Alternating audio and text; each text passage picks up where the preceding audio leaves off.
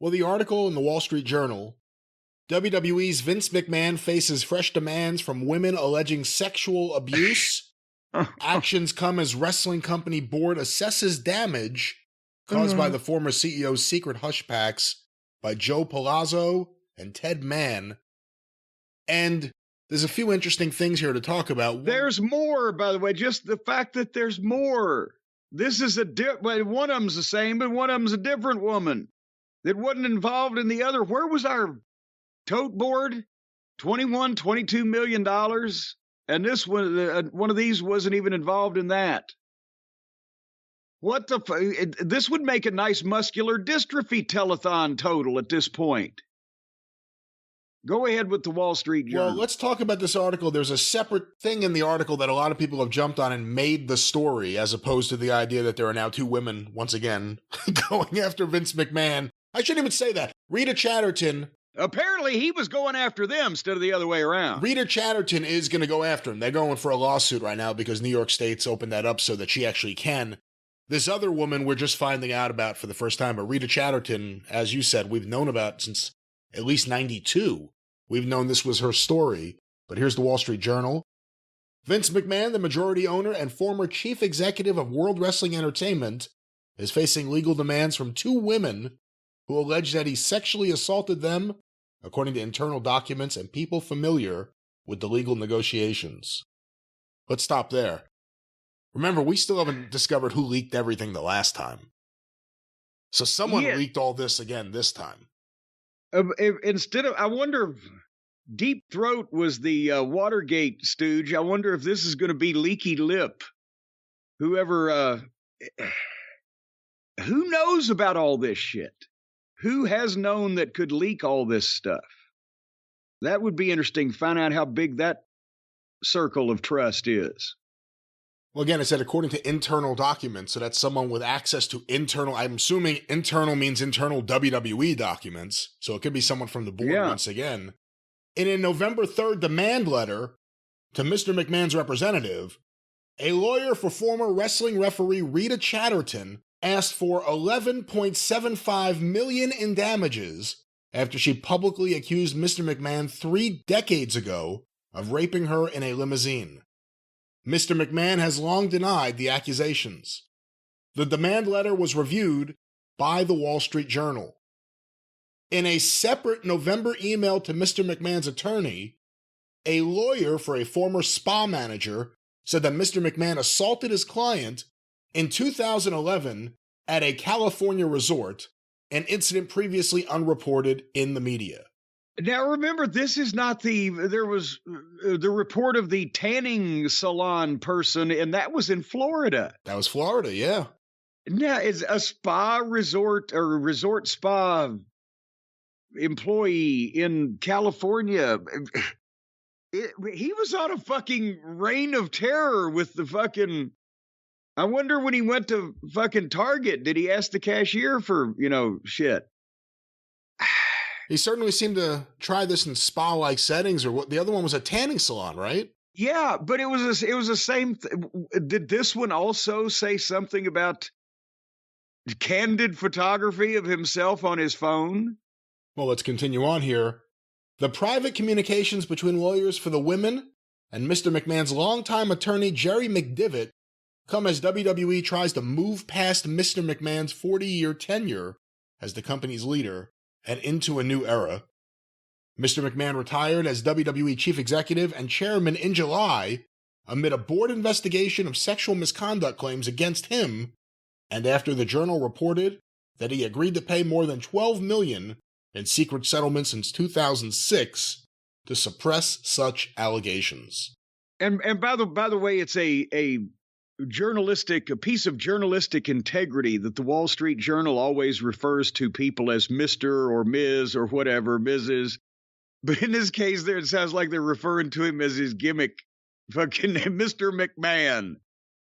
Hey, this may be weird semantics, but did he retire or did he resign? I was under the impression he resigned, and there is a difference. Well, Stephanie said he retired.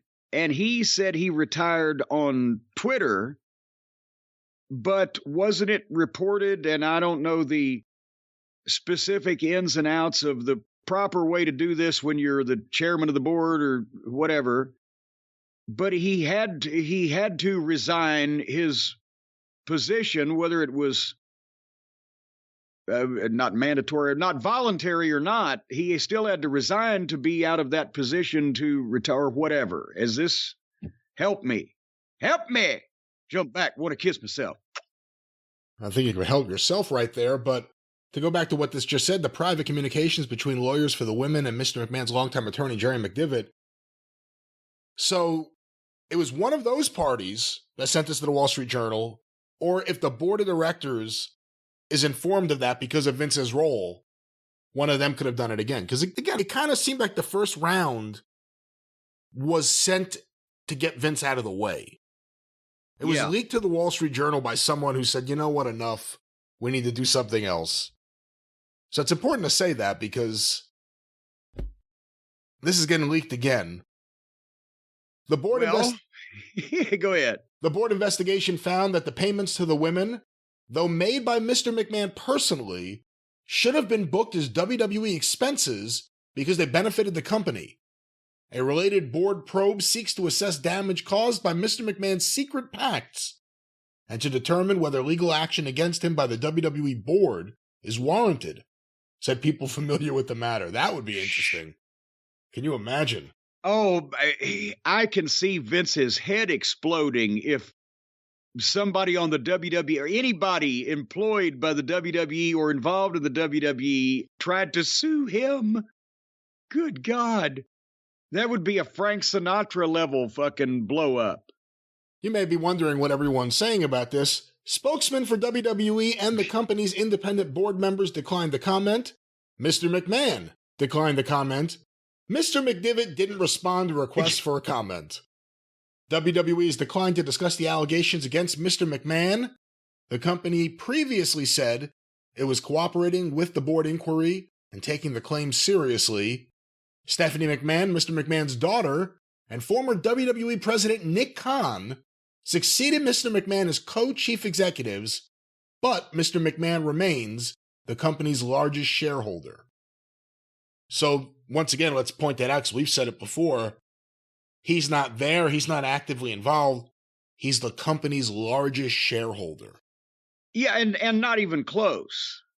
It's like, 80% or whatever, right? With everybody else splitting up the rest. So it's not even that close in terms of who's...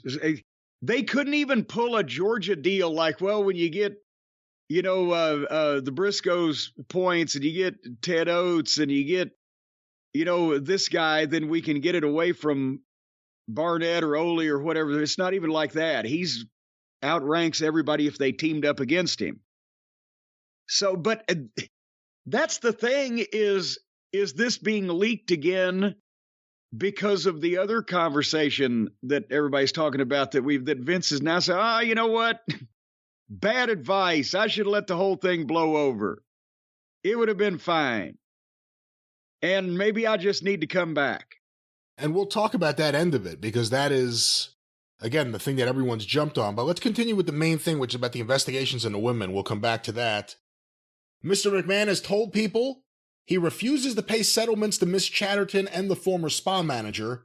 People familiar with the comments said, WWE's auditor, Deloitte & Touche, LLC. Wait, what? Or Deloitte & Touche, LLP. Touche. I never heard of anyone having that as an actual name. How is it spelled? Touche. Touche. Touche, but there's no indication mark over the E or anything. But anyway. There's no drama over the E? Has advised... It's Sousse. It's Egbert Sousse. Deloitte & Touche, LLP, has advised the company that resolutions of the claims, even if confidential, would possibly have to be disclosed by the company publicly, said a person familiar with the matter. Deloitte didn't respond to comment, as everyone else didn't do. But what did Touche say? Touche has nothing to say. It's like Celino and Barnes. You know about what happened with them, right? Do you know I remember George Barnes, Bill Dundee's old partner? Do you know Celino and Barnes? I mean, they were a big law firm up here, but were they nationwide? Like, did you know who they were? No, I've never heard of them. Thankfully, I've never had to retain their services. For years, like, their commercials were everywhere. And they had a jingle that everyone knew, and they were there smiling, and they had this big law firm, and they kept, like, getting custom phone numbers, and they got bigger and bigger, and then the partners started fighting, and they hated each other, and they broke apart, and one of them still on TV doing the same kind of commercials. The other one, his plane crashed and he died. Well, that's a fucking bummer of a fucking finish to the story. Let's go back to the story here. Miss Chatterton, now 65 years old, was the first female referee in what was then called the World Wrestling Federation. She alleged in 2 televised interviews that Mr. McMahon raped her in the back of a limousine in New York in 1986. She said in the 1992 interviews that Mr. McMahon told her she had to satisfy him if she wanted a $500,000 contract with WWF. WWF stopped booking her for appearances after the alleged rape in 1986, she said. The World Wrestling Federation changed its name to WWE in 2002. Miss Chatterton's lawyer, John Clune, wrote in a legal demand letter that the damages to Miss Chatterton from the alleged rape were hard to overstate. The letter said she had suffered years of ongoing depression, substance abuse, disordered eating, lost income, and an overall decreased quality of life. Wait a minute, what did you say? Disordered eating? That's what it says here, disordered eating. That's I never heard it put that way. To stick in there. Okay, go ahead. Ms. Chatterton referred the journal to Mr. Clune, who's her attorney, who declined to comment. New York State recently opened a 1-year window that allows victims to file sex abuse lawsuits based on decades-old claims.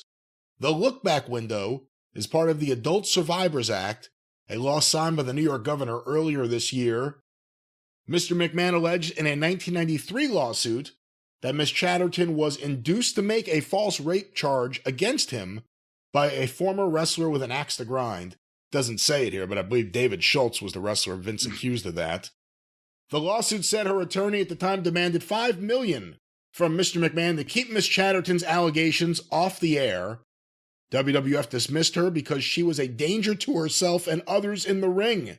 Oof. According to the lawsuit, which Mr. McMahon withdrew in 1994. Wait a minute, she didn't look like a shooter to me. You mean she was just going off and stretching people and shit? Is there any, to argue that in any way, is there any kind of way you could see that making sense, that the referee was a danger to others in the ring? I'm trying to grasp for one. I mean, you know, if they were asking her to cooperate in convoluted spots, possibly, that she was over her head, and I don't think that since that didn't really happen back in those days with any referees in the WWF, I don't think that would be the case. So I've possibly just because of her perceived lack of ability at her job or whatever reason they were trying to come up with to say that they didn't book her anymore. It goes on a little bit more, and again, this is a long article, and everyone should check it out, the Wall Street Journal, but they say that she passed the polygraph test, that she has multiple sources who corroborate her account. Here's where I mentioned there was a run-in. Well, see, and remember when we talked about the last time that everybody was talking about all the horrible things Vince has done, I don't doubt that it probably happened. The only thing that I've found strange or off-putting about it was that anybody, even a beginner at that point in the wrestling business, would have believed that anybody, much less a referee, was going to get a $500,000 a year contract. But I guess some people do smoke the hopium. But otherwise, I can believe that the incident took place. In 1986, realistically, in WWF, and I know you weren't there, but you have an idea of things, whoever the highest paid referee was, how much you think they made in 1986?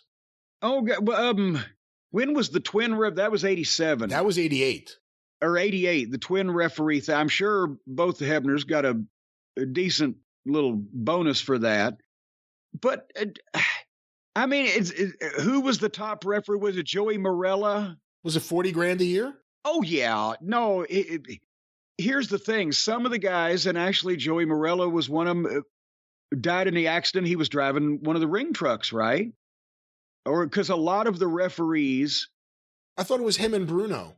Well, no, you know what? He was in a car that time. But where I was going with this was a lot of the referees at that point in time also were ring crew guys who would be driving the ring truck or helping set up, and that augmented their pay. I can't say in the middle of the 80s with business that hot that the best referee in the company wasn't making $100,000, although maybe whoever the top referee was will call me up and say, bullshit, they gave me 75 or 80 or whatever the fuck. But somewhere around there, but not anywhere near, $500,000 and no guarantees.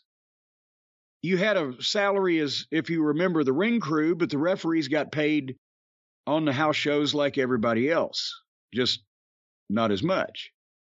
But there's probably never in history been a referee that made $500,000 a year, right? No, not unless Still, it was to this day.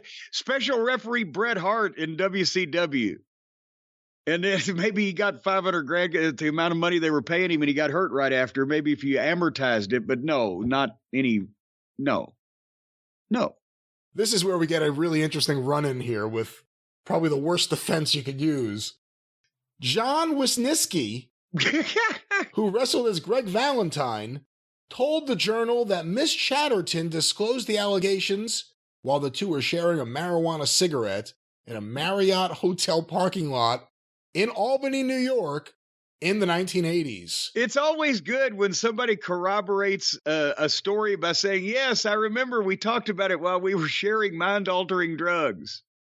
Mr. Wisniewski said he didn't believe Miss Chatterton then or now because he didn't think she was attractive enough for Mr. McMahon. Oh, boy. Jesus. Wow. It's been nice knowing you. Oh, boy. I mean, I know he's still doing some fan fests, but I don't know what else he might get canceled over that. But hey, if you're in I believe it was in Poughkeepsie. I've been in Poughkeepsie. I've been to a couple of the fucking diners in Poughkeepsie. And after the shows in Poughkeepsie, anybody that Vince could get back in the limousine was, I'm sure at that point, after a number of beverages, was attractive enough for him. Oh, God. Like, Vince only picks the real, cream of the crop there. Well, again, I'm surprised out of nowhere Greg Valentine appears for a paragraph, and then he disappears. Never to be seen or heard of in the story again. And again, it goes a little further into Mario Mancini, who his real name Leonard Inzitari, I believe, corroborates that she told him she was a part of he was a part of that Tony Altimore school, I believe, with where David Schultz was. So a lot of the people in that camp say it happened, and she talked about it, and then others like Greg Valentine have very interesting defenses. The former spa manager alleges she was assaulted by Mr. McMahon in 2011 at a 5-star resort in Southern California while he was Wait a minute. Was it in Rancho Cucamonga? No, it was a 5-star resort? I doubt Vince would go someplace like Rancho Cucamonga, but it was a 5-star resort in Southern California while he was in town for a WWE event. It'd have been 6 stars if it was in Tokyo. The spa manager reported... They rub you the right way over there. The spa manager reported the alleged assault. I shouldn't laugh while I'm reading this, and you just come with the fucking punchlines. The spa manager reported the alleged assault at the time to the resort. According to people familiar with the matter, the spa manager also told her husband about the incident. Some of the people said...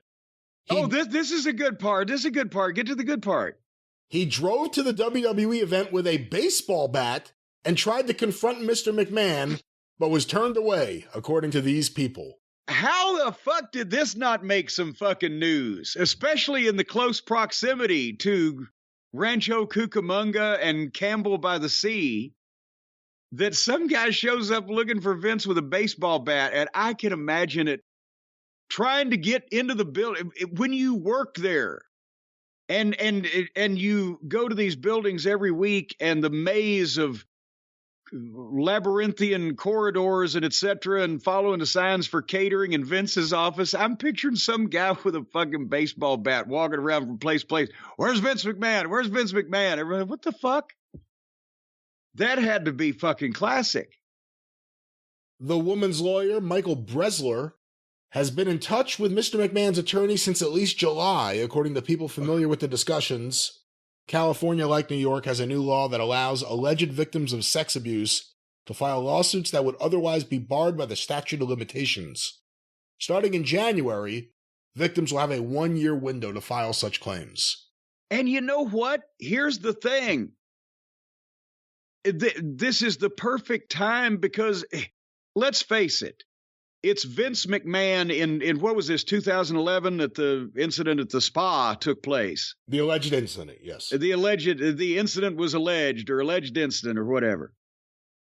There had been no mainstream reporting like there has been this year of Vince McMahon being a horn dog and throwing his millions around like candy at a fucking strip club. So who's going to believe if this spa, unknown anonymous spa employee says, oh, Vince McMahon, this 60-something-year-old at the time billionaire executive, just tried to show me his tallywhacker or whatever the fuck went on. Nobody it would have been, bullshit, and then she might have got fired or from her job at this 5-star resort. But now that the pattern has been established, as they say, and the modus operandi is a little more public, they probably figure, yeah, now they'll believe me because he's done it fucking 15 other places. So, So again, this got into the Wall Street Journal. And I mean, again, this is not like some goddamn, 25 or 30 or 35 or 40-year-old movie star, Hollywood director, celebrity. This is a goddamn executive of a wrestling company that qualifies. If you don't know him personally, you just say Vince McMahon, 60 fucking 70. He's a goddamn elderly billionaire. What the fuck, right?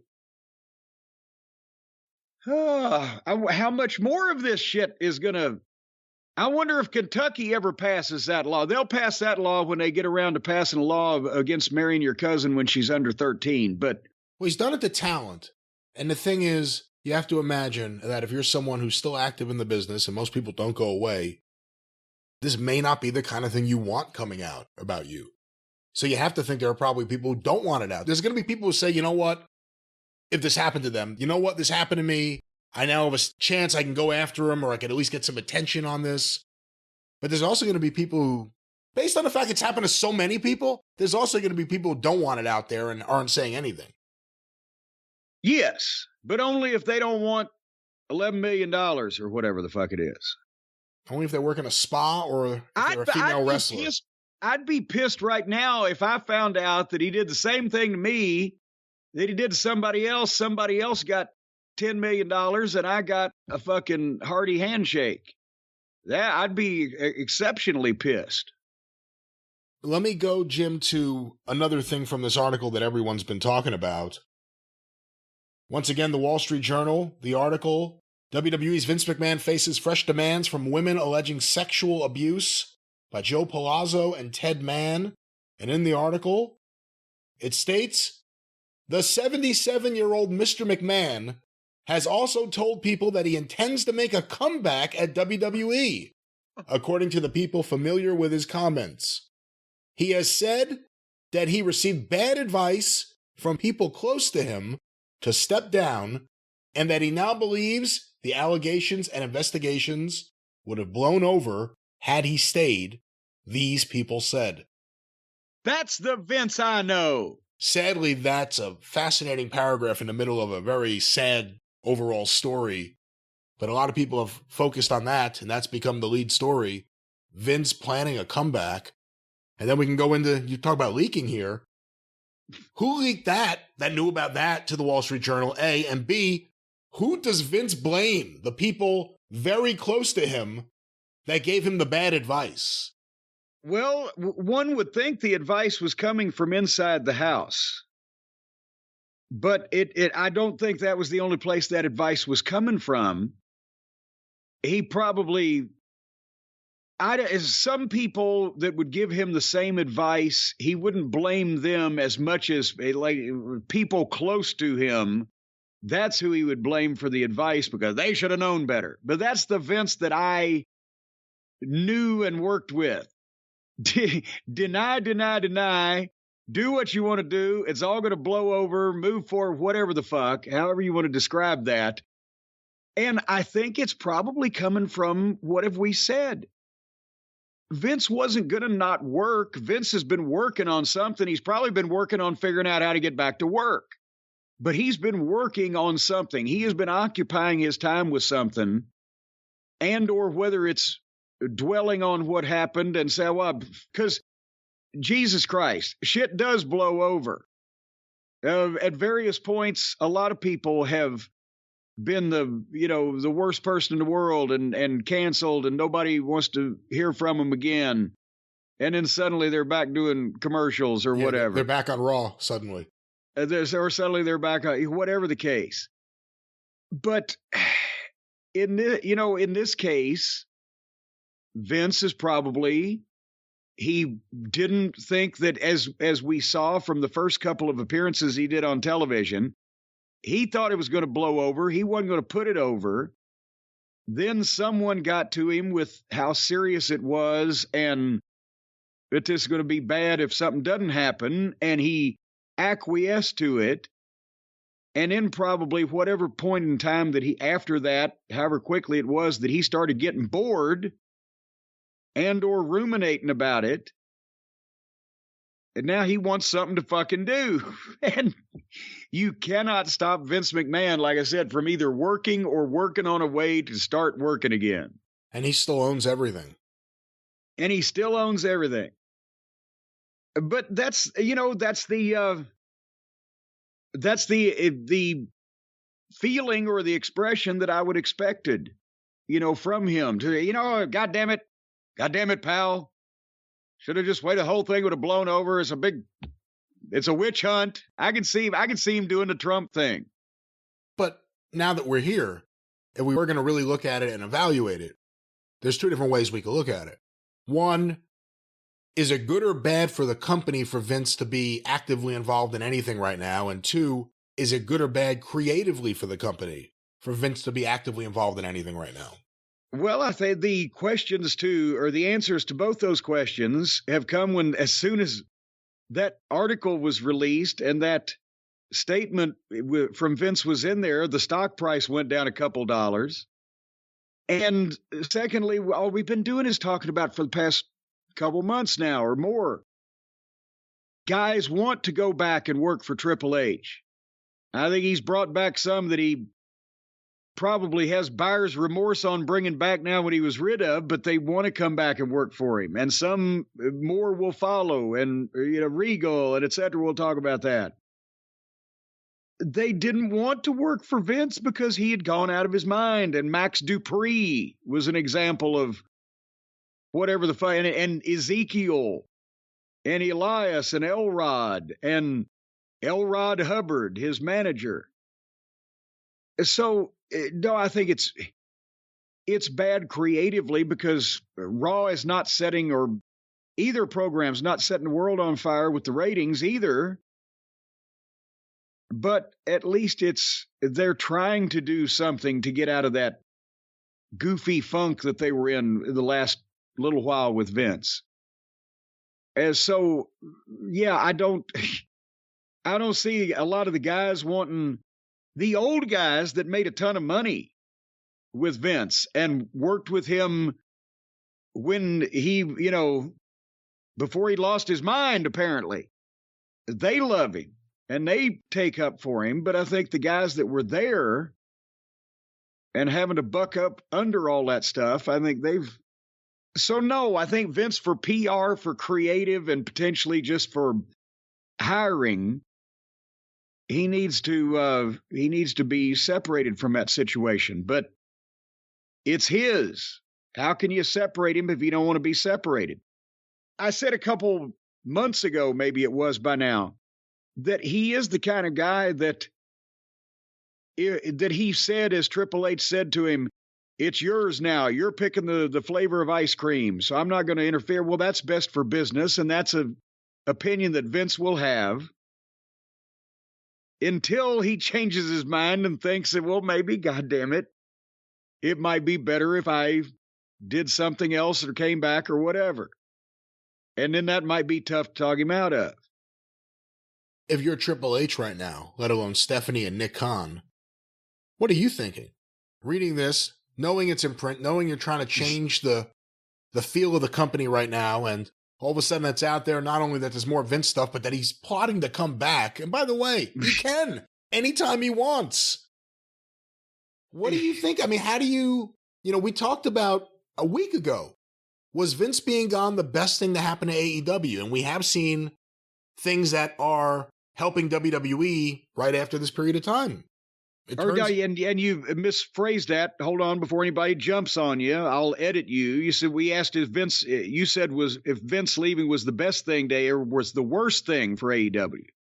Vince leaving was the worst thing for AEW. Excuse me. Yes. But that, and like you said, that opened the floodgates for people to want to go back and maybe not put all their stock in signing up with AEW just to be away from Vince, et cetera, et cetera. And yeah, you've got to think that now they're going, oh, Pop, oh, Dad, oh, Vince, oh, whatever. They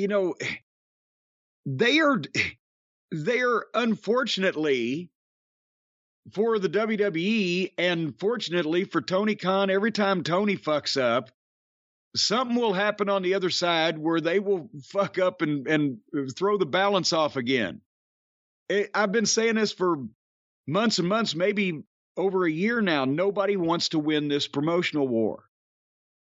And every time that AEW has some chaos or scandal or stupid going on, you think, well, this will be the big chance on the other side, and they come up with stupid or scandal or chaos going on. And the audience keeps shrinking for both. You have to imagine, too, and again, I don't think Vince should be back. But if you're Vince and on a Monday night you're watching your former show and you see Gargano all over that show, I know how I feel. Can you imagine what Vince feels? Remember, that's the thing that I said probably got NXT in trouble to begin with and begat NXT 2.0 was Vince walked in there and saw Johnny Gargano. And right, wrong, good, bad, or indifferent, as Mama Cornette would say, whether you like him or whether you don't, that's not even in debate now. We're talking about what Vince McMahon would have thought of him. And not much would be the answer. And so, yeah, a lot of that is going to come into play because I'm thinking that Vince thought, well, yeah, Triple H and Steph, they've got it. They'll take good care of it. Wait, what the hell is that, pal?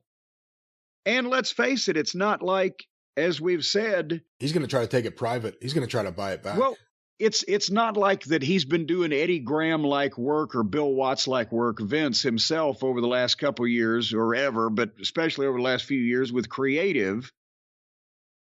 But at the same time, for 40 years, he was the guy and he made a lot of people a lot of money and he had a lot of successes and he can crow about that. So if he all of a sudden now sees what Raw did 1.5 million last week or whatever it was, not even that, then that's, my God, that's what a B show or a secondary cable show would have done 20 years ago, that he's still thinking, well, look what I did. Well, we'll see what happens with Vince, but I guess to sum it up and to finish and go full circle here, are rumors of Vince returning the best thing that could happen to AEW? Well, let's not jump into that with both feet, because if this is the comment and a few months goes by and you don't hear anything else, then no, this probably would. It was probably Vince, telling people, yeah, why I oughta. But if it gets prevalent or he starts saying it in multiple places or to different people or gets quoted or whatever, then yes, that might be a boon to Tony on the other side of the fence, because then he can start telling either guys he might want or guys that might want to leave, well, you don't know what you're getting into over there. He can come back any day. So, if it looks like it's more than just somebody said that or Vince made a comment one day when he was frustrated or whatever, then it might turn out to be good. But I don't think it's just right now. Everybody's going to start running the other direction. Pretty soon it's going to look like a tennis match where the fucking fans are sitting in the arena trying to follow which way the wrestlers are running to safety at back and forth and back and forth. He's here. He's there. He's here. He's there. Here's another way to look at it. If Vince McMahon lives to be 95, this is going to keep happening for like another 15 years of him trying to gain back control of his company. This isn't going to go away. He's only going to get crazier. And remember, wasn't his mother 100? That's right. So, yes, I mean, until such time that he could not function and be ambulatory, this may very well come up from time to time, because, like I said, he never intended to stop working ever. Well, Jim, if Vince is indeed planning a comeback, do you think now's the time to get off the turkey and get on the cow?